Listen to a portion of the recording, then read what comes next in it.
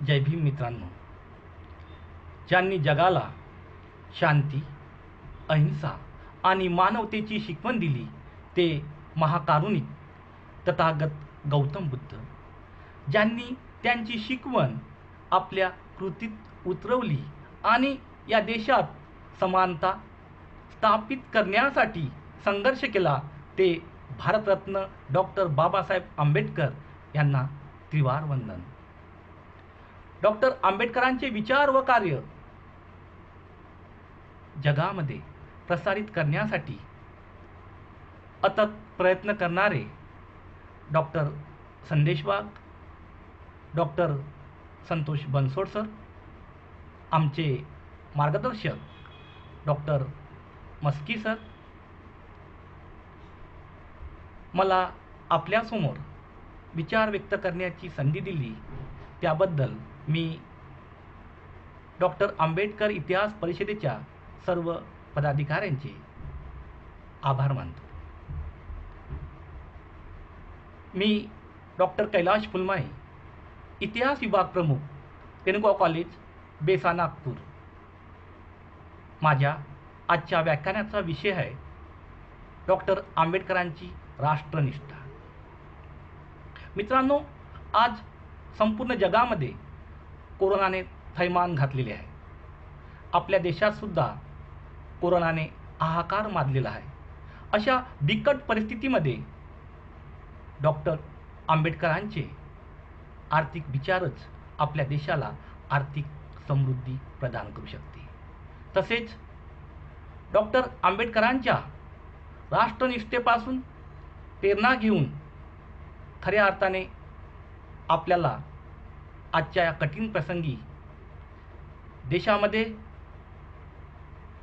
एकता व अखंडता प्रस्थापित होण्यास फार मोठी मदत होते. डॉक्टर बाबासाहेब आंबेडकर ही केवळ व्यक्ती नसून तो विचार आहे. हा विचार प्रेरणादायी आणि प्रवाही आहे. त्यांचे जीवन आणि कार्य हे तळागाळातल्या हजारो वर्षाच्या सामाजिक अन्याय आणि आर्थिक शोषणामुळे भरडल्या लोकांकरिता प्रेरणा आहे. ही प्रेरणा केवळ वैचारिक पातळीपुरती मर्यादित नाही, तर झोपलेल्या समाजाला जागृत करून त्यांच्यात स्वाभिमान, अस्मिता आणि आर्थिक सबळता निर्माण करण्याचा कृती कार्यक्रम आहे. जाज्वल राष्ट्रनिष्ठा आणि देशप्रेम हे बाबासाहेबांच्या जीवन आणि कार्याचे अतूट अंग आहे.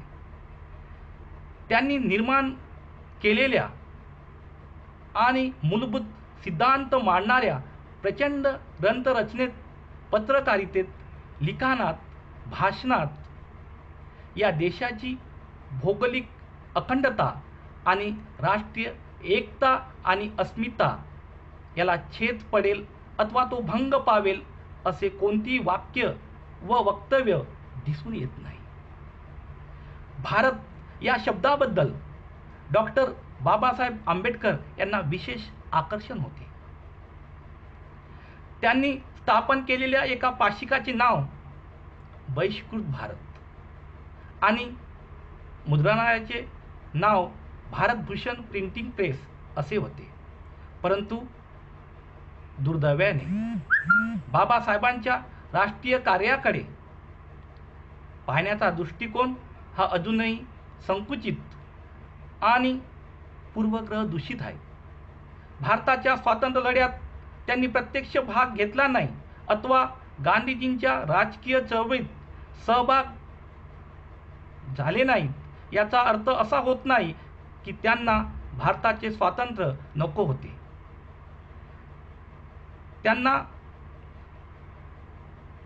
भारताचे नुसते स्वातंत्र्य नको होते, त्याचबरोबर दलित आणि अस्पृश्यांच्या सामाजिक आणि आर्थिक उत्थानाचा संबंध स्वातंत्र्याशी जोडणे आवश्यक वाटत होते. देश स्वातंत्र्य झाला, पण लोक स्वातंत्र्य झाले का हा प्रश्न ते सदैव विचारित असत. बाबासाहेब आंबेडकर यांची साहित्य चळवळ, जीवन आणि कार्य यांचा अभ्यास केल्यास हे स्पष्ट दिसून येते की त्यांनी स्वराज्याला कधीही विरोध केलेला नाही. या उलट स्वतंत्र भारत हे मजबूत, सबळ आणि प्रगत राष्ट्र झाले पाहिजे असे त्यांचे स्वप्न होते. बाबासाहेबांचा दृष्टिकोन स्वराज्य हे केवळ मुठभर लोकांचे आणि सत्ताधीशांचे आहे असा नव्हता, तर पीडित आणि उपेक्षितांसह सर्वांचे स्वातंत्र्य ही कल्पना बाबासाहेबांच्या मनात सतत होती. पण तसे स्वराज्य निर्माण होण्यास या देशातील समाज व्यवस्था अनुकूल नाही अशी शंका त्यांच्या मनात होती. गेली 700 वर्ष राजकीय जमात म्हणून विशेषाधिकार भोगलेल्या बॅरिस्टर जिना यांनी धर्माच्या नावाने भारताचे तुकडे पाडून पाकिस्तानची निर्मिती केली. पण व्यक्तिगत जीवनात अनेक अन्याय आणि अत्याचार भोगून हजारो वर्षाच्या सामाजिक गुलामगिरीची पूर्वपीठिका असताना सुद्धा त्यांनी या देशाची एकता आणि एकात्मतेकरिता सदोदित प्रयत्न केले. बाबासाहेबांचे कार्य हे केवळ दलित उद्धारापुरते मर्यादित नव्हते, तर ते एक राष्ट्र उद्धाराचे कार्य होते. राष्ट्रीय एकात्मतेच्या संदर्भात डॉक्टर बाबासाहेबांचे राष्ट्रप्रेम आणि राष्ट्रनिष्ठा ही वादातीत आहे. ब्रिटिश राजवटीच्या अनेक गोष्टींचे बाबासाहेबांनी गुणगान व समर्थन केले असले तरी त्यांनी त्यांच्या दोषांचा, अन्याय आणि अत्याचारांचाही प्रामुख्याने उल्लेख केलेला आहे.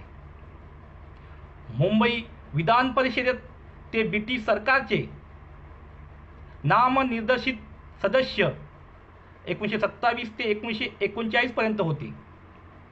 तरी पण त्यांनी ब्रिटिशांचे कायदे आणि धोरण यावर एक खरा राष्ट्रभक्त आणि देशप्रेमी या नावाने प्रकार टीका केलेली दिसून येते. मित्रांनो, डॉक्टर बाबासाहेब आंबेडकरांच्या राष्ट्रीय कार्याबद्दल विशेष लिहिण्यात येत नाही आणि उल्लेखही करण्यात येत नाही. त्यांच्याकडे दलितांचा मसीहा आणि आरक्षणवादी अशा संकुचित दृष्टिकोनातून पाहण्यात येते. इतर राष्ट्रीय नेत्यांच्या मालिकेत बसण्याची भव्यता आणि योग्यता बाबासाहेबांच्या अंगी होती. त्यांचे भारतवासियांना आव्हान होते की त्यांनी देशाच्या स्वातंत्र्यासाठी अंगात रक्ताचा शेवटचा थेंब असेपर्यंत लढले पाहिजे. त्यांच्या अंगी लढावीय पुरुषांची वीरता, नेत्याचे गुण आणि मुत्सद्यांची विवेकशीलता होती. त्यांनी मोठमोठी स्थाने आपल्या स्वकर्तृत्वाने आणि ज्ञानाने व मानवतेच्या प्रेमाने भूषवली आणि गाजवली.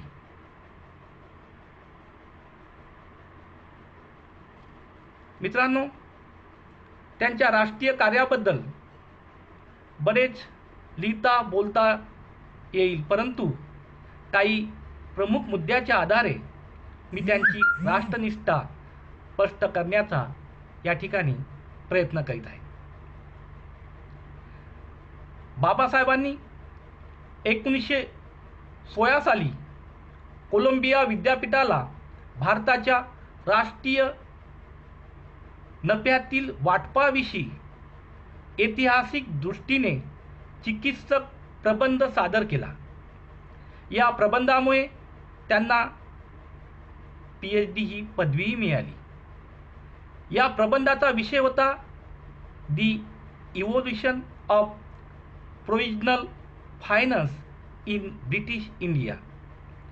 या प्रबंधात त्यांनी ब्रिटिश सत्तेने या देशाचे केलेले आर्थिक शोषण, दडपशाही वृत्ती आणि बेजबाबदारपणा यावर विदारक टीका केलेली आहे. त्यांची ही टीका एका प्रखर देशाभिमाने व्यक्तीला साजेशीच होती. ब्रिटिश राजवटीत राहून ब्रिटिशांच्या आर्थिक व्यवहाराचे विदारक चित्र आणि भारतीय जनतेची पिवणूक हे त्यांनी निदर्शनास आणून दिलेली होती. तसेच गोलमेज परिषदेमध्ये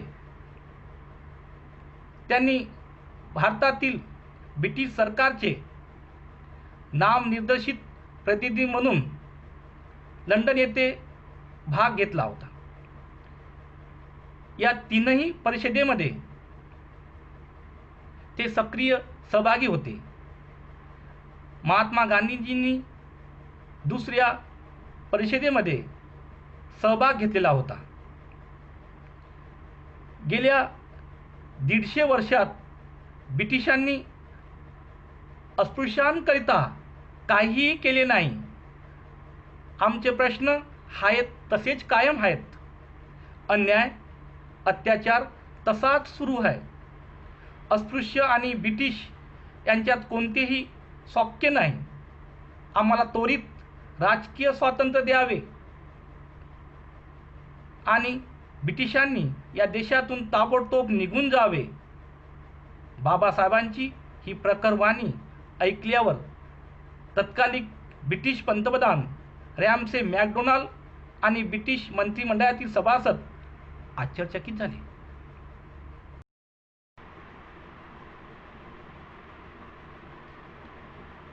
मित्रांनो, महात्मा गांधीजींनी 1942ला भारत छोडो आंदोलन सुरू केले,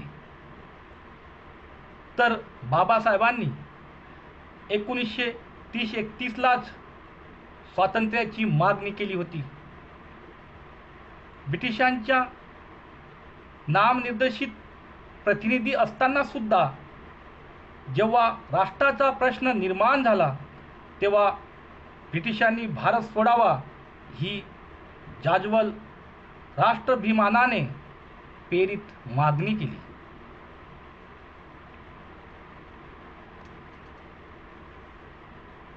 मित्रांनो, संविधानामध्ये संघराज्य शासन पद्धती स्वीकारण्यात आलेली आहे. साधारणतः संघराज्य पद्धतीत केंद्राला कमी आणि घटक राज्यांना जास्त अधिकार असतात.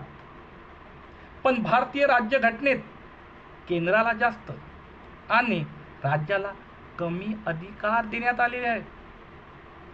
यावर घटनासभेत बाबासाहेबांवर टीका सुद्धा झाली. त्यांनी केलेले विवेचन हे मजबूत केंद्र सरकारचे प्रखरपणे समर्थन करणे म्हणजेच राष्ट्रवादाचे द्योतक आहे. ऐतिहासिक पार्श्वभूमीत देशाची फाळणी, निर्वासितांचा प्रश्न, भिन्न धर्म, संप्रदाय आणि भाषा यांच्या संदर्भात भारताला मजबूत केंद्र सरकारच आवश्यक आहे हे त्यांनी पटवून दिले. मित्रांनो, नियोजन पद्धतीने भारत आर्थिक क्षेत्रात आज जी प्रगती करीत आहेत, विविधतेने भरून असलेल्या देशात जर मजबूत केंद्र सरकार नसते तर या देशाच्या भौगोलिक अखंडतेचा प्रश्न नक्कीच उभा राहिला असता.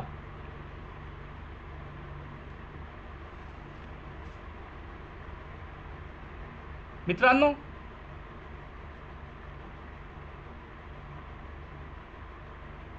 बाबासाहेबांच्या बौद्ध धर्माचा पाया नैतिक आचरण हा आहे. स्वातंत्र्य, समता व बंधुत्व ही मानवी मूल्य या धर्माने स्वीकारलेली आहेत. कर्मकांड, जातीभेद यांना बौद्ध धर्माने नाकारलेले आहे. दुःखापासून मुक्ती आणि दुःखाचे कारण यावर गौतम बुद्धाने भर दिलेला आहे.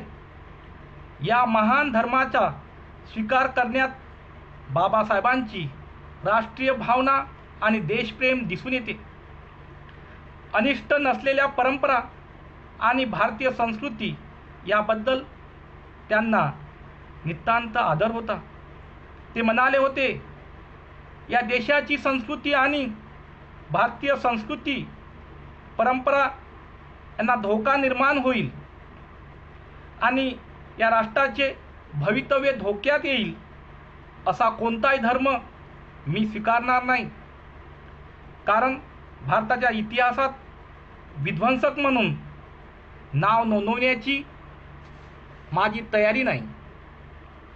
बौद्ध धर्माशिवाय इतर धर्म बाबासाहेबांनी स्वीकारला असता तर अनेक सांस्कृतिक आणि राष्ट्रीय एकात्मतेचे प्रश्न निर्माण झाले असते.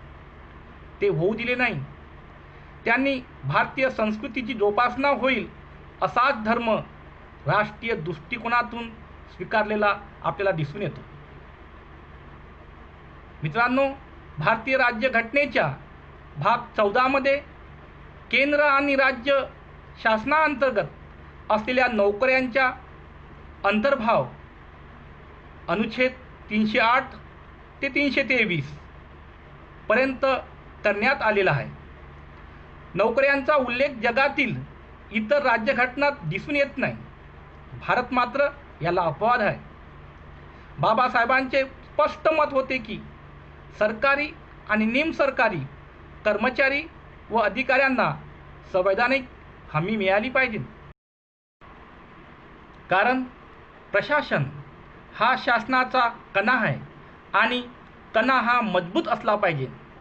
त्याकरता त्यांनी सरकारी आणि निमसरकारी कर्मचाऱ्यांना पगार, कालावधी इत्यादीबाबत संविधानात हमी दिलेली आहे.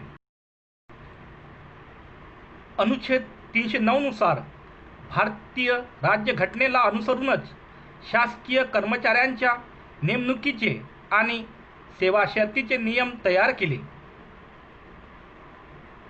अनुच्छेद 311 नुसार कोणत्याही कर्मचाऱ्याला विभागीय चौकशी करून सुनावणीची योग्य संधी देऊन त्यातील आरोप सिद्ध झाल्याशिवाय शिक्षा करता येत नाही अशी स्पष्ट तरतूद करण्यात आलेली आहे. संविधान सभेत याबाबत बाबासाहेबांवर टीका करण्यात आली होती, पण त्यांनी कर्मचाऱ्यांना संवैधानिक हमी दिलेली आहे. मित्रांनो, संवैधानिक दृष्टिकोनातून आणि देशाच्या आर्थिक आणि नियोजनबद्ध प्रगतीचा विचार केल्यास भारतीय संविधानात केलेल्या या तरतुदीची योग्य आहेत हे कोणीही नाकारणार नाही. दलितांच्या हक्काचे संरक्षण करण्याकरिता संविधान सभेत गेलेले बाबासाहेब देशाचा विचार करताना कर्मचाऱ्यांची संवैधानिक हमी देताना एक राष्ट्रीय कार्य करताना दिसून येतात. पण याबद्दल लोकांमध्ये आपल्याला फारसा विचार झालेला दिसून येत नाही. आजही बाबासाहेबांकडे संकुचित दृष्टिकोनातून बघितलेले दिसून येते.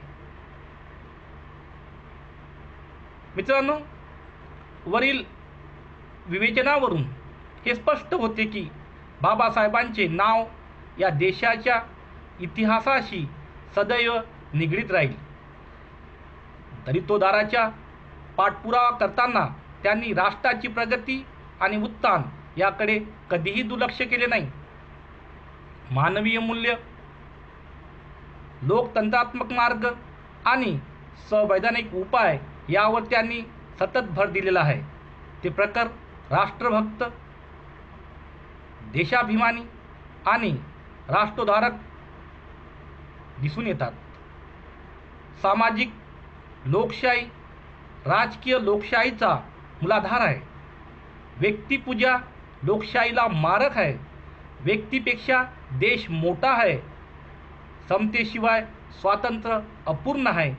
हे त्यांचे तत्त्वज्ञान आम्हा भारतीयांना सदैव प्रेरणा देत आहेत. मित्रांनो,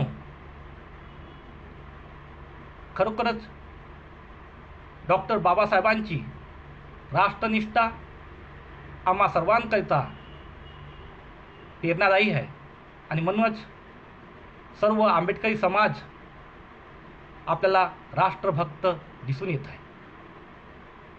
मला आज या ठिकाणी आपले विचार व्यक्त करण्याची संधी दिली त्याबद्दल मी पुनश्च एकदा सर्वांचे आभार मानतो आणि थांबतो. धन्यवाद.